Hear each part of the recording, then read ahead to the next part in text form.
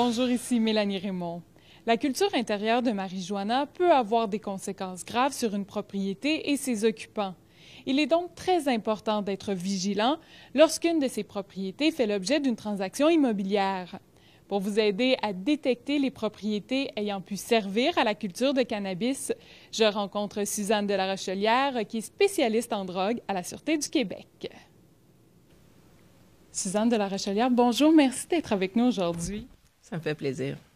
D'abord, pouvez-vous nous dire les indices qui aident à déterminer qu'une propriété a été utilisée pour la culture intérieure de marijuana? En fait, il y en a plusieurs, mais ne sont pas nécessairement toutes présentes. Donc, si on pense, par exemple, à la présence d'humidité qui va être très importante due à la présence à long terme de plants. Donc, il va y avoir des indices au niveau des fenêtres. Il peut y avoir de la moisissure autour des fenêtres. Il peut y avoir aussi de la buée qui va être présente dans les vitres. Il peut y avoir d'autres indices au niveau de la structure comme telle de la résidence. Soit on va voir souvent le bois qui va être noirci par endroits, ou sinon de la moisissure qui va être présente, surtout dans les étages du bas ou les sous-sols. Pour ce qui est de la structure aussi, souvent, il y a des modifications qui sont faites. Ils peuvent être très apparentes ou un peu apparentes. C'est-à-dire qu'on va prendre, par exemple, la cheminée. Il y a souvent des criminels qui utilisent la cheminée pour expulser l'air vicié, finalement, de la résidence pour faire une ventilation pour les plantes de marijuana. Ce qu'ils vont faire, c'est soit qu'ils vont ajouter une cheminée, alors qu'il n'y a pas du tout de foyer dans la maison. Cette cheminée-là va rester présente. Donc, on peut constater qu'il y a une cheminée, mais curieusement, elle n'a jamais été utilisée là, pour un foyer quelconque. Ou sinon, ils vont récupérer la cheminée déjà existante, puis à ce moment-là, il va persister. On va souvent constater, là, en se penchant un peu, qu'il va y avoir une odeur là, d'humidité ou de moisissure qui va être restée parce que finalement, l'air vicié a passé par là. Donc, c'est une odeur de terre ou de plante qu'on va reconnaître pour ceux qui ne connaissent pas l'odeur typique de la marijuana.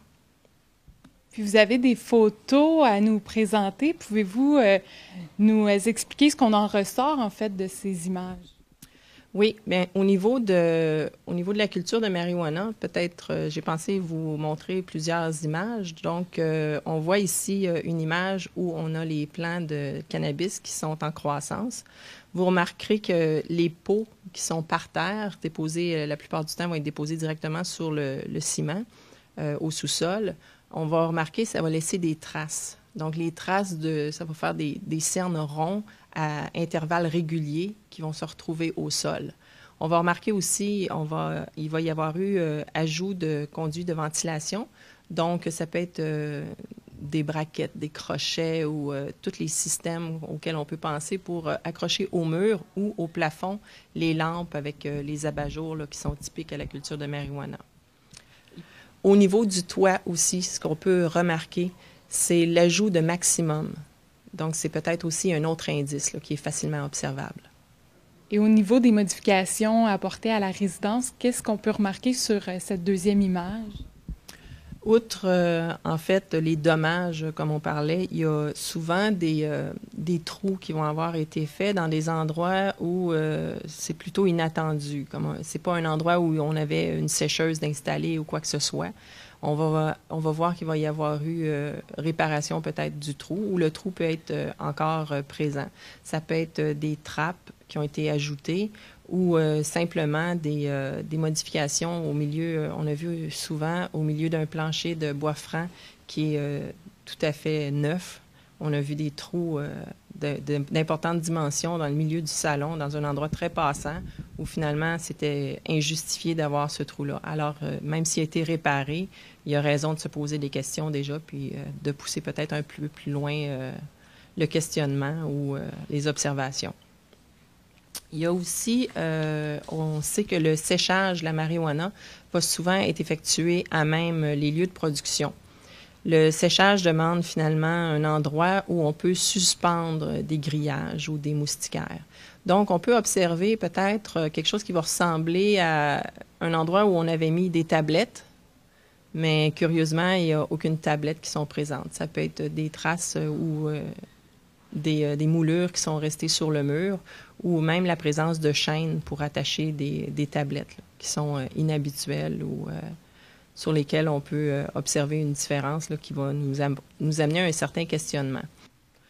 Au niveau de la dernière image, je vous ai présenté une image sur laquelle on voit le papier réfléchissant qui est noir d'un côté et blanc de l'autre, qui est utilisé couramment en culture de marijuana pour permettre à aucune lumière de l'extérieur d'entrer et non plus aucune lumière de sortir de l'endroit. Donc, qui ne peuvent pas être observés là, par des voisins ou quelqu'un qui passerait près de la maison. Et ce papier-là, souvent, va être attaché à une structure de bois. Puis même s'il a été arraché, on peut en observer certains résidus là, qui vont être restés sur les lieux.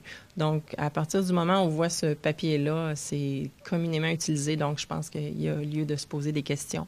Il y a aussi les attaches au plafond que je vous ai mentionnées. La présence de fils électriques aussi qui peuvent avoir été laissés dans le garage. Énormément de fils électriques là, qui seraient laissés en vrac, là, ou des modifications qui seraient près du panneau électrique. Si on voit qu'il y a eu, par exemple, au niveau du mur, s'il y a eu une réparation près du panneau électrique. C'est quelque chose qui est inhabituel. On ne verra pas souvent un électricien faire ça. Donc, on peut se poser des questions. Là. Souvent, c'est parce qu'ils ont effectué un détournement de la consommation d'électricité, un vol d'énergie. Donc, ça laisse cette trace-là. Ça aussi, c'est un autre indice qu'il faudrait observer. Et quels impacts la culture intérieure de marijuana peut-elle avoir, tant sur la propriété que sur la santé des occupants? En fait, après que la culture ait été retirée, c'est sûr que les impacts présents qui vont rester dans la résidence, on peut parler d'allergènes qui peuvent être importants. Il y a eu l'utilisation pour une culture, il y a eu l'utilisation de fongicides, de pesticides, d'insecticides. Tous ces produits-là, on le sait, c'est de croyances populaires aussi, de connaissances populaires qui sont hautement allergènes. Donc, il peut y avoir des résidus. Il y a aussi la moisissure dont on a parlé, qui va occasionner des problèmes de santé, là, souvent chez les plus jeunes ou les gens qui sont déjà fragilisés. Donc, c'est un problème auquel il faut faire face et qui doit être connu des occupants. Et est-ce que la culture intérieure de cannabis est très répandue au Québec? Si on regarde au cours des 5 dernières années, au niveau de la Sûreté du Québec, donc j'inclus pas là, les dossiers, les sûretés municipales là, qui aussi vont en démanteler, on démantèle environ 5 à 600 lieux de production intérieurs. Donc, on parle ici de résidences privées, ça peut être aussi des bâtiments de ferme ou ça peut être des édifices commerciaux.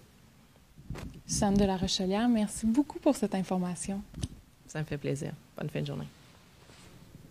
Si vous voulez en savoir plus sur les effets causés par la moisissure, je vous invite à visionner l'entrevue que nous avons réalisée sur le sujet qui est disponible dans la section Archives du site. Également, au cours des prochaines semaines, nous vous présenterons une vidéo qui vous expliquera ce que vous devez faire lorsque vous apprenez qu'une propriété faisant l'objet d'un contrat de courtage ou d'une promesse d'achat a servi à la culture de cannabis. Ne la manquez pas. Ici Mélanie Raymond. À la prochaine!